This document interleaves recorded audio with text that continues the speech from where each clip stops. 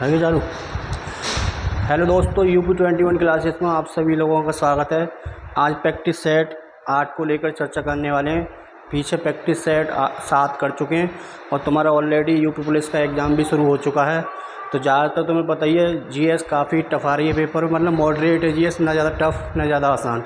तो 20 से 22 ही क्वेश्चन कर पा रहे हैं बच्चे सॉल्व, क्योंकि तुमने देखा होगा इस बार यूपी पुलिस में उत्तर प्रदेश जीएस और मानसिक अभिरुचि को लेकर काफ़ी मतलब क्वेश्चन बहुत ही कम देखने को मिला। मतलब कोई क्वेश्चन आया, ज़्यादातर तुम्हारे क्वेश्चन साइबर क्राइम को लेकर ही आए हैं और सोशल मीडिया प्लेटफॉर्म को लेकर क्वेश्चन पूछे गए, ना ही करंट अफेयर्स के क्वेश्चन देखे गए हैं।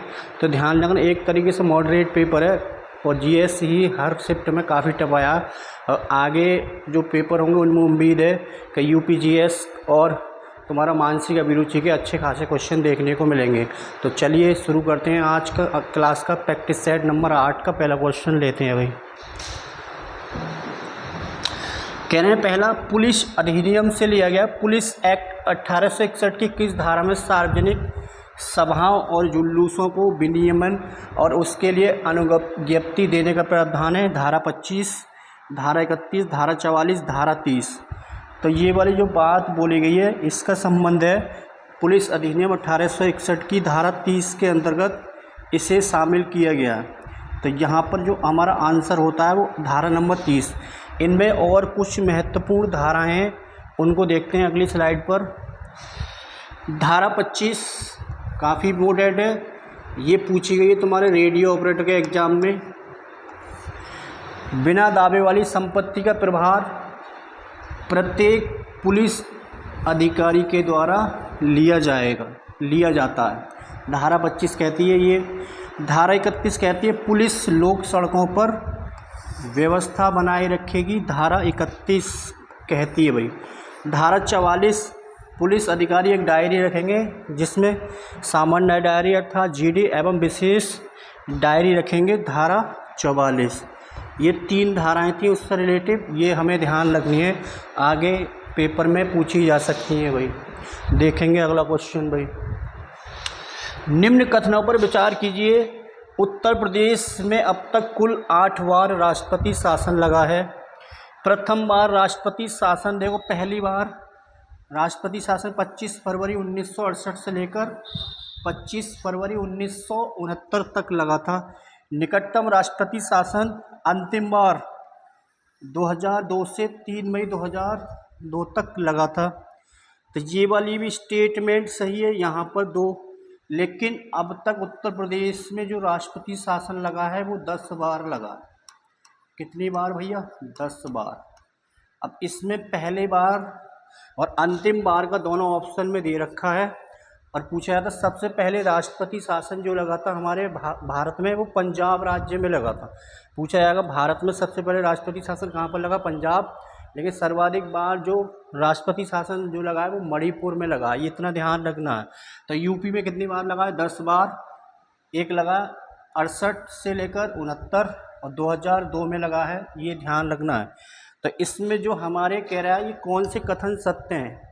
तो यहाँ पर 2 और 3 कथन हमारे सत्य हो जाते हैं। तो पहले वाला जो यहाँ पर ये कथन गलत था, तो इसका आंसर जो होगा बी होगा। आते हैं भाई अगले क्वेश्चन पर। आप किसी पुलिस केस की विवेचना के दौरान पाते हैं कि इस केस में आपके रिश्तेदार की भी भूमिका है, ऐसे में आप क्या करेंगे? इस मामले से स्वयं को अलग कर लेंगे, चुपचाप उसका नाम निकाल कर विवेचना पूरी करेंगे, निष्प्रभावित रहते हुए विवेचना पूरी करेंगे, इस मामले को निष्पक्षता से करने का दिखावा करते हुए कमजोर साक्ष्यों का संग्रह करेंगे। तो इसमें सबसे ज़्यादा इम्पोर्टेंट होगा बिना प्रभावित होते हुए। बिना प्रभावित होते हुए हम क्या करेंगे? विवेचना करेंगे। तो यहाँ पर आंसर इसका जो होगा वो सी आंसर करेंगे भी। क्वेश्चन नंबर 3 का आंसर क्या होगा? सी होगा। निम्नलिखित में से कौन सी गतिविधि सामुदायिक पुलिसिंग का हिस्सा नहीं है? सामुदायिक पुलिसिंग, अपराधियों की कोर्ट में मजबूत पैरवी, जनता के बीच सहज उपलब्धता, ये भी पुलिस सामुदायिक पुलिसिंग का हिस्सा है भाई। सामाजिक विषयों पर जागरूकता अभियान, ये भी सामुदायिक पुलिसिंग का हिस्सा है। सांप्रदायिक सद्भाव के लिए शांति समितियों गठन, ये भी सांप्रदायिक। लेकिन इसमें जो पहला अपराधियों की कोर्ट में मजबूत पैरवी, ये सामुदायिक पुलिसिंग का हिस्सा नहीं है। तो इसका जो आंसर जो होगा क्वेश्चन नंबर 4 का ए आंसर करेंगे। तो भाई क्लास को लाइक भी करें और कमेंट भी करते हैं और शेयर भी जरूर करें क्लास को भी एक बार। संगीत शिक्षा हेतु उत्तर प्रदेश का प्रथम संगीत महाविद्यालय है भारतेंदु नाट्य अकादमी। भारतेंदु नाट्य अकादमी 1975 में स्थापित की गई। भारतेंदु नाट्य अकादमी 1975 में। और यहाँ पर ललित कला अकादमी ये 1962 में स्थापित की गई। संगीत नाटक अकादमी ये 1963 में उत्तर प्रदेश संगीत नाटक अकादमी। लेकिन संगीत विश्वविद्यालय जो था पहला था भैया भातखंडे हिंदुस्तान संगीत महाविद्यालय, इसकी स्थापना हुई थी भैया 1926 में स्थापित किया गया 1926। और कहाँ पर ये यूनिवर्सिटी लखनऊ में देखने को मिलेगी। कहाँ पर भैया? लखनऊ। काफ़ी इम्पोर्टेंट है। और ये भी तीनों जो एकेडमी है ये भी कहाँ पर है? लखनऊ में ही स्थित है। ये तीनों भी कहाँ? लखनऊ में स्थित हैं। तो चारों जो एकेडमी और ये यूनिवर्सिटी जो यहाँ पर ये लखनऊ में देखने को मिलेंगी।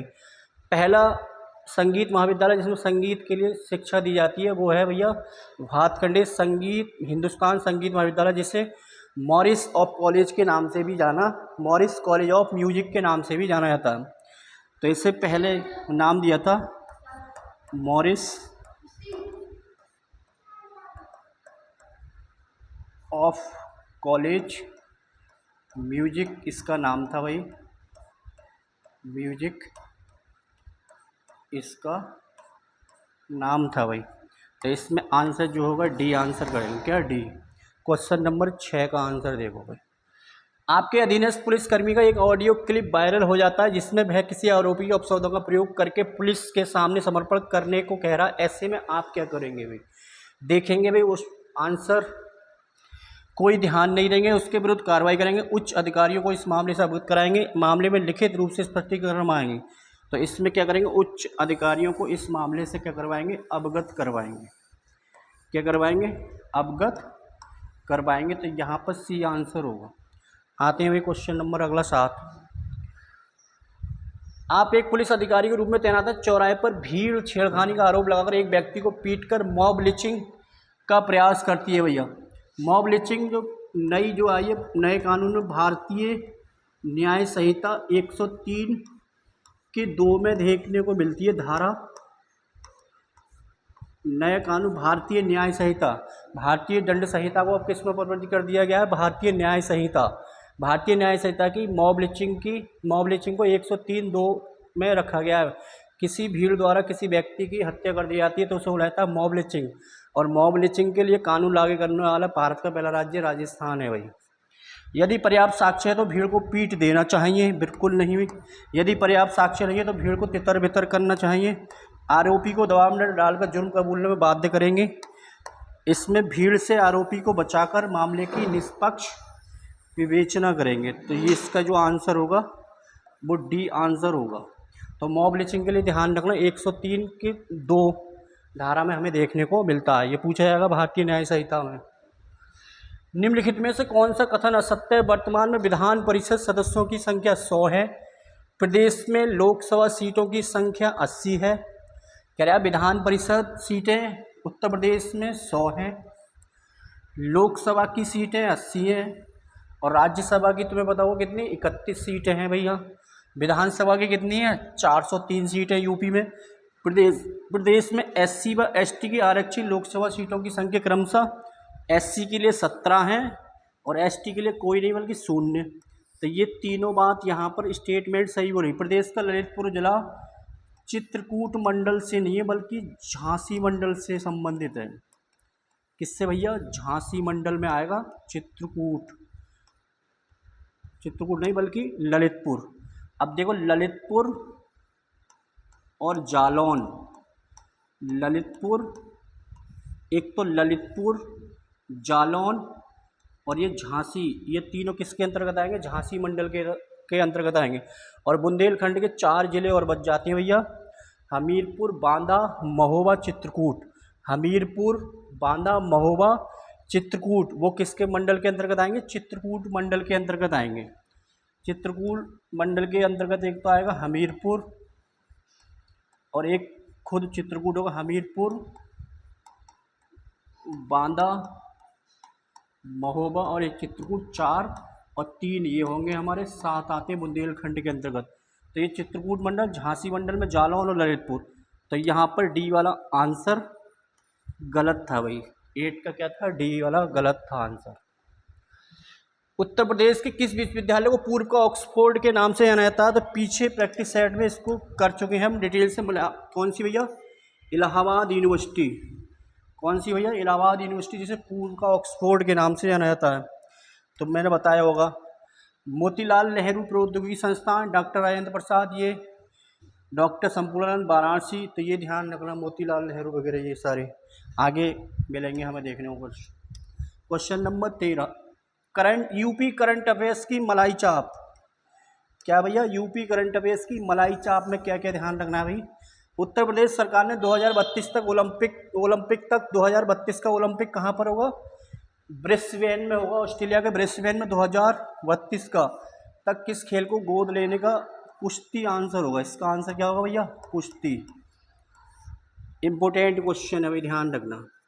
हाल ही में रामनाथ कोविंद द्वारा उत्तर प्रदेश के किस जिले में महायोगी गुरु गोरखनाथ आयुष विश्वविद्यालय का शिलान्यास किया गया?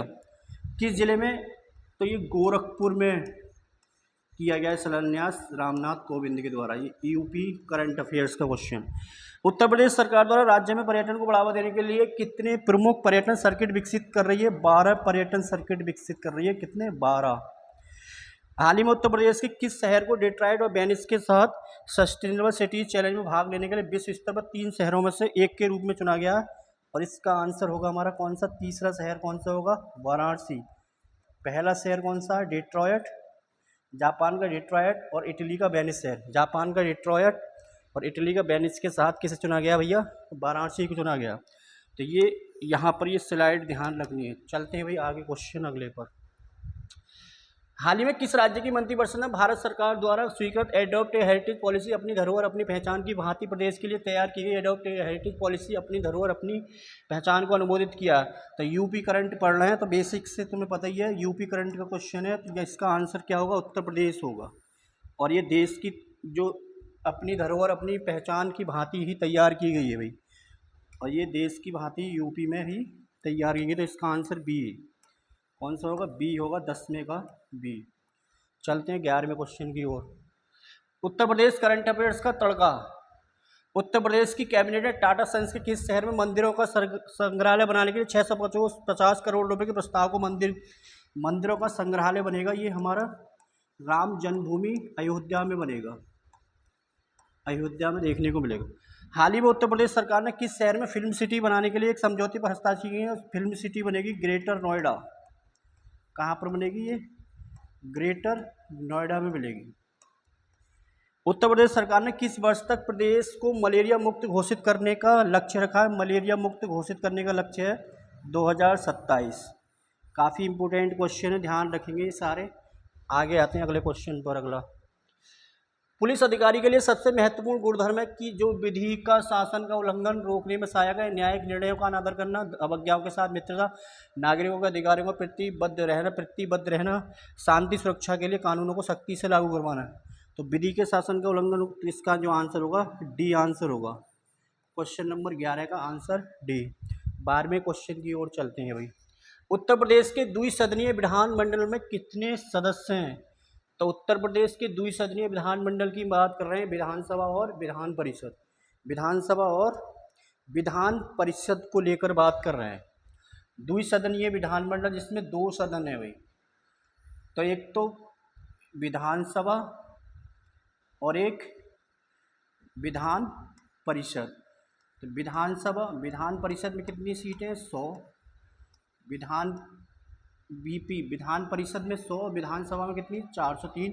और एक राज्यपाल के द्वारा मनोनीत था, उसका कॉन्सेप्ट खत्म कर दिया। तो टोटल द्विसदनीय भैया, तो यहाँ पर गलती मत करना, दोनों को मिलाकर पूछ रहा है 503। तो उत्तर प्रदेश में कुछ राज्य ऐसे हैं जहाँ पर द्विसदनीय विधानमंडल है। इसकी ट्रिक है भैया, तू भी मजा कर, तू भी मजाकर, मजाकर। तो ये राज्य ऐसे हैं, 6 राज्य ऐसे हैं जहाँ पर द्विसदनीय विधानमंडल है। टी से तेलंगाना में देखने को मिलेगी विधानसभा विधान परिषद। यू से हमारा उत्तर प्रदेश। BHI से पूरा हमारा होगा बिहार, BHI से बिहार होगा। M से होगा, देखो बिहार होगा, और M से होगा महाराष्ट्र, M से महाराष्ट्र। J इसमें साइलेंट है। A से होगा आंध्र प्रदेश, और K से होगा कर्नाटक। तो ये हमारे 6 राज्य ऐसे जिनमें द्विसदनीय विधानमंडल है। तो ये पूछा जाता है क्वेश्चन, किस राज्य में विधान परिषद नहीं है। तो ये ध्यान रखें, तू भी मजा कर, ट्रिक है भैया इसकी, तू भी मजा कर। तो ये ध्यान रखना, 12वें क्वेश्चन का आंसर ये होगा। उत्तर प्रदेश का पहला वन्यजीव अभ्यारण्य कौन सा? हस्तिनापुर वन्यजीव अभ्यारण्य, मेरठ। ये यूपी का सबसे बड़ा है भाई, सबसे बड़ा। कहाँ पर है? मेरठ में। चंद्रप्रभा, चासी चंद्रप्रभा, चासी चंदोली, ये 1957 में स्थापित किया गया, और ये उत्तर प्रदेश का पहला है। महावीर स्वामी वन्यजीव अभ्यारण्य, ये है सबसे छोटा, सबसे छोटा। कहाँ पर है? ललितपुर। कतरनिया घाट वन्यजीव अभ्यारण्य, बहराइच। तो इसमें जो आंसर होगा हमारा बी होगा, सबसे छोटा महावीर स्वामी, और ललितपुर में कतरनिया घाट 1975 में स्थापित किया गया, बहराइच। तो इसका 13वें का आंसर बी होगा। आगे 14वें क्वेश्चन में चलते हैं भैया। आप पुलिस अधिकारी के रूप में तैनात हैं, आपको आगामी पंचायत चुनाव को हिंसक रूप से बाधित करने की विश्वसनीय जानकारी मिलती है। ऐसे में आप नेताओं को घर में नज़रबंद कर देंगे? ऐसा नहीं होगा। पूरे क्षेत्र में चिन्हित लोगों की गिरफ्तारी करवाएंगे।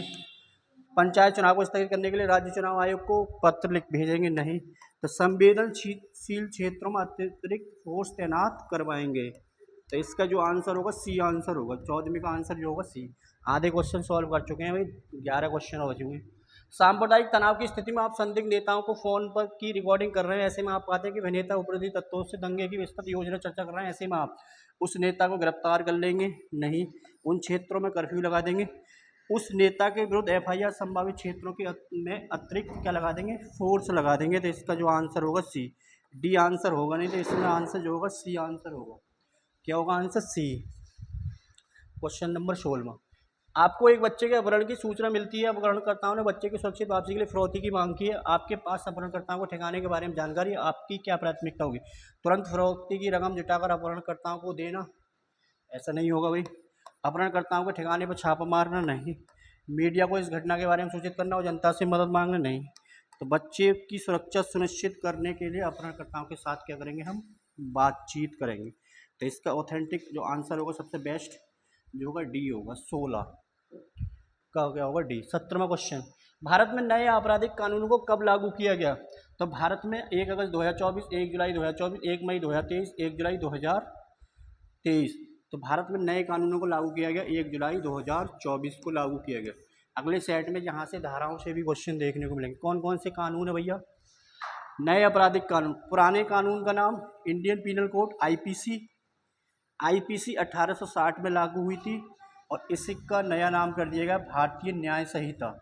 इसमें कुल धाराएं कितनी हैं? 358 धाराएं हैं। CRPC दंड प्रक्रिया संहिता कब आई थी? 1973 में। अब इसे कर दिया गया है BNSS भारतीय नागरिक सुरक्षा संहिता। इसमें धाराएं कितनी हैं? 531। साक्ष्य अधिनियम 1872 को कर दिया गया है BSA भारतीय साक्ष्य अधिनियम। तो इसे कर दिया गया भारतीय साक्ष्य अधिनियम BSA। तो इसमें धाराएं कितनी? 170। तो ये पुराने नाम थे इन कानूनों के, और इनके ये नए नाम ध्यान रखने। किसका नया नाम क्या कर दिया गया? परिवर्तन, नए आपराधिक कानून। और इनसे धाराएं भी आगे पढ़ेंगे कुछ। हाल ही में संसद की सुरक्षा की जिम्मेदारी किस सुरक्षा बल को सौंपी गई है? विशेष सुरक्षा बल SPG भैया 8 अप्रैल 1985 को स्थापित किया गया। 1985 को। राज्य अपराध स्टेट क्राइम रिकॉर्ड ब्यूरो, राज्य अभिलेख ब्यूरो। पहले इसका जो नाम था राज्य अपराध सूचना कार्यालय। इसका पुराना नाम था राज्य अपराध सूचना कार्यालय, 1951 में स्थापित किया गया, लेकिन वर्तमान जो नाम आया 1992। इसका जो आंसर हो केंद्रीय 10 मार्च 1939 केंद्रीय औद्योगिक सुरक्षा बल, इसको भी देखेंगे। तो इसका जो आंसर है सी। देखो अगली स्लाइड पर कुछ क्वेश्चन दे रखे। भारत के प्रमुख सुरक्षा बल बीएसएफ 1 दिसंबर 1965 सीमा सुरक्षा बल, भारत बांग्लादेश पाकिस्तान की सीमा पर, भारत बांग्लादेश और पाकिस्तान सीमा पर कौन सी फोर्स तैनात की जाती है? बीएसएफ। इसका ध्येय वाक्य जीवन पर्यंत कर्तव्य। AR असम राइफल 1835 सबसे पुराना पुलिस बल कौन सा है भारत का? असम राइफल, जिसे पूर्वोत्तर का प्रहरी, पहाड़ी लोगों का मित्र भी कहा जाता है। CRPF केंद्रीय औद्योगिक सुरक्षा बल 27 जुलाई 1939 भारत का सबसे बड़ा केंद्रीय सशस्त्र पुलिस बल है। NSG नेशनल सिक्योरिटी गार्ड राष्ट्रीय सुरक्षा गार्ड, राष्ट्रीय आपात विमान अपहरण और बंधक के लिए कौन सी है भैया? SSB सशस्त्र सीमा बल, नेपाल भूटान सीमा की जिम्मेदारी किसे है भैया? SSB 1963। ITBP Indian Bharat Tibbat सीमा पुलिस बल, भारत और चीन सीमा पर ITBP का काम है भैया। तो ये प्रमुख भारत की सुरक्षा बल है, यहाँ से क्वेश्चन पेपर में पूछे जाते हैं, यहाँ पर ध्यान रखना भाई। उत्तर प्रदेश पुलिस का एंथम सॉन्ग चट्टानों की जिद पिघला दी, बाजू को आग बनाया, कांधे पर सितारे नहीं, हमने यूपी का मान सजाया। तो उत्तर प्रदेश पुलिस का ये एंथम सॉन्ग लॉन्च किया गया। और ये आंसर जो होगा हमारा, इसमें जो होंगे रितेश रिजवाड़ा ने ये लिखा है भैया, रितेश रिजवाड़ा ने इससे लिखा है। और इसके जो गायक हैं कुंवर अंशित, तो रितेश रिजवाड़ा के द्वारा ये लिखा गया ए आंसर। तो ये ध्यान रखना एंथम सॉन्ग है। आगे क्वेश्चन आएंगे अगला। बनारस हिंदू विश्वविद्यालय किस वर्ष स्थापित किया गया? बनारस हिंदू विश्वविद्यालय किस वर्ष स्थापित किया गया? तो 1916 में स्थापित किया गया भैया। और ये ध्यान रखना इसमें प्रमुख भूमिका थी 1898 में, जिसने मतलब एनी बेसेंट ने केंद्रीय हिंदू विश्वविद्यालय के रूप में इसकी आधारशिला लिखी। लेकिन 1916 में बनारस हिंदू विश्वविद्यालय मदन मोहन मालवीय की सहायता से इसे मदन मोहन मालवीय बनारस हिंदू यूनिवर्सिटी के रूप में, और इस विद्यालय को राष्ट्रीय महत्व का संस्थान का दर्जा प्राप्त है। औपचारिक रूप से उद्घाटन किया गया इसका 1921 में प्रिंस ऑफ वेल्स के द्वारा, प्रिंस ऑफ वेल्स के द्वारा शिलान्यास किया गया भैया चार्ल्स हार्डिंग के द्वारा, चार्ल्स हार्डिंग के द्वारा इसका शिलान्यास किया गया। और इसे राष्ट्रीय महत्व का दर्जा, और ये एशिया का सबसे बड़ा आवासीय विद्यालय 1916। इसमें प्रमुख भूमिका थी एनी बेसेंट की। क्वेश्चन नंबर अगला देखते हैं 22। निम्न में से कौन सम्मिलित नहीं? डॉक्टर शकुंतला मिश्र पुनर्वास विद्यालय Lucknow, doctor Ambedkar institute of technology for handicraft Mathura, Mathura नहीं है बल्कि ये कहाँ पर है? कानपुर में। कहाँ पर भैया? कानपुर। पंडित दीनदयाल उपाध्याय विश्वविद्यालय गोरखपुर, वीर बहादुर सिंह पूर्वांचल विश्वविद्यालय जौनपुर, शकुंतला। तो इसमें बी वाला हमारा कौन सा गलत था? बी वाला गलत था। क्वेश्चन नंबर अगला आते हैं 23। जगत गुरु रामभद्राचार्य विकलांग विश्वविद्यालय दुनिया में अपनी तरह का पहला विश्वविद्यालय उत्तर प्रदेश में स्थित है। तो ये वाला विकलांग विश्वविद्यालय कहाँ पर है? चित्रकूट में हमें देखने को मिलेगा। कहाँ पर? बुंदेलखंड के चित्रकूट में देखने को मिलेगा। उत्तर प्रदेश करंट अफेयर्स का तड़का 18 जून 2024 को PM मोदी ने उत्तर प्रदेश किस शहर में 30,000 विशेषज्ञों को प्रमाण पत्र प्रदान किए? वाराणसी। वीवो किस शहर में भारत का सबसे बड़ा स्मार्ट प्लांट खोलेगा? तो वीवो कहाँ पर खोलेगा भैया? वीवो स्मार्ट, तो यहाँ पर खोलेगा भैया ग्रेटर नोएडा। तो ये ग्रेटर नोएडा, कहाँ पर? Greater Noida. Neyveli Uttar Pradesh power limited किस जिले में कोयला आधारित घाटमपुर परियोजना विकसित कर रहा है? कानपुर। क्या होगा भैया? कानपुर। 22 जून 2024 को संत कबीरदास की 647वीं जयंती मनाई गई। इसका जन्म उत्तर प्रदेश के किस जिले में हुआ था? वाराणसी में हुआ था। किस में भैया? वाराणसी में हुआ था। हाल ही में उत्तर प्रदेश सरकार ने किस हवाई अड्डे को एशिया प्रशांत ट्रांजिट हब के रूप में विकसित करने की योजना का अनावरण किया? तो ये भैया नोएडा अंतर्राष्ट्रीय हवाई अड्डा। कौन सा? नोएडा अंतर्राष्ट्रीय हवाई अड्डा। कौन सा भैया? नोएडा अंतर्राष्ट्रीय हवाई अड्डा। तो इसका ध्यान रखना, नोएडा अंतर्राष्ट्रीय हवाई अड्डे के बारे में ध्यान रखना भैया, क्या भैया, नोएडा अंतर्राष्ट्रीय हवाई अड्डा। आगे आएंगे क्वेश्चन नंबर अगला 24। उत्तर प्रदेश के किस जिले में भारत का पहला केंद्रीय पुलिस विश्वविद्यालय स्थापित किया है? कानपुर, ग्रेटर नोएडा, फिरोजाबाद, कुशीनगर। तो ग्रेटर नोएडा। अगर पूछा जाए उत्तर प्रदेश का पहला पुलिस संग्रहालय, तो गाजियाबाद आंसर करेंगे। आते हैं भाई लास्ट क्वेश्चन 25। आप जिले के वरिष्ठ पुलिस अधिकारी हैं, आपके जिले में एक घटना हुई है जिसमें मानसिक रूप से अस्थिर व्यक्ति ने अपने बच्चे के बर्थडे के बहाने आस पड़ोस के 30 बच्चों को बंधक बना लिया। ऐसे अपराध विरोध बल एनएसजी को उस क्षेत्र में हवाई पट्टी न होने के कारण आने में काफ़ी देरी लगती है, मतलब उस क्षेत्र में हवाई पट्टी न होने के कारण आने में काफ़ी देरी हो सकती है, समय लग सकता है, जिससे बच्चों को खतरा हो सकता है। ऐसे में आप क्या करेंगे? स्थानीय लोगों से भावुक अपील करवाएंगे? नहीं। पुलिस को लोकल स्तर पर इस मामले को निपटने देंगे? एनएसजी कमांडो के आने तक का इंतजार करेंगे? नहीं। तो राज्य की एसटीएफ एटीएस को इस ऑपरेशन की मंजूरी देंगे भाई, राज्य में जो एसटीएफ है उसे मंजूरी देंगे। तो आज की क्लास में हमने 25 प्रश्न सॉल्व किए। आगे की क्लास में फिर अगले प्रैक्टिस सेट 9 के साथ फिर चर्चा करेंगे। तब तक के लिए जय हिंद, जय भारत। कर दो।